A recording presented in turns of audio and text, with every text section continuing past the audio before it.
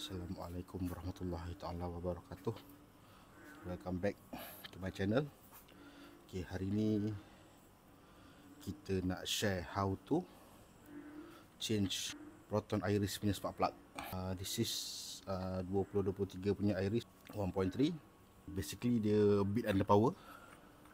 So kita nak tukar dia punya spark plug kepada laser iridium.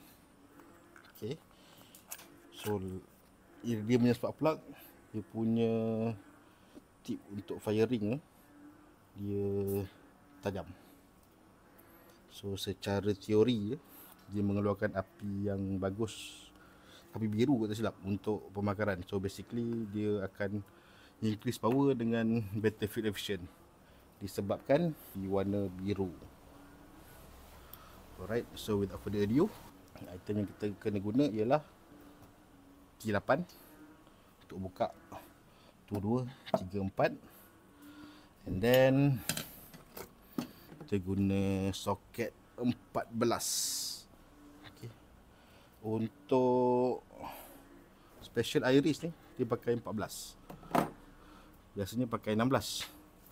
Tapi sebelum korang beli tool, kalau untuk kereta sendiri, check dulu dia pakai apa size, and then baru beli barang. Okay, dia ada 4, 1, 2, 3, 4. So yang ni nanti akan tunjuk close up picture mana dia punya. So untuk spark plug pun Proton Iris menggunakan soket 8mm untuk 4 dia punya coil pipe. So kita boleh buka.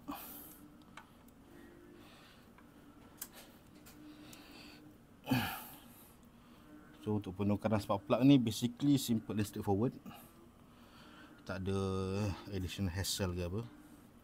Unless kalau korang pakai engine V6, then maybe lah kan ada bit of hassle nak tukar. Basically kalau V6 atau V8 yang rear wheel drive should be tak ada isu. Tapi kalau dia punya layout dia front wheel drive macam perdana, yang tu jenuh sikit lah. Okay, 4 coil dah buka. So cabut, dan kita boleh mulakan buka spark plug. Tengok betul Iris menggunakan spark plug biasa. Okay, ini spark plug yang biasa. This side by side comparison iridium. Dan okay, satu tip spark plug masa pusing tu, make sure pusingan tu lancar. Dia kalau ikutkan ada standard torque lah, tapi untuk yang by heart torque, dah ketat macam ni, cukup pusing sampai dia dah tak boleh pusing. Jangan paksa. Kalau paksa boleh merosakkan oil punya head. Okay, tengok tak ada pusing. Okay, cukup. Jangan longgar sangat dan ketat sangat. Okay, spark plug ni boleh jual kat Pasir Borok. Ada harga lain, kalau tak silap. Dia pakai 8 ni. So yang depan kejap lagi aku akan buat close up untuk korang boleh tengok sini lah dekat mana location dia.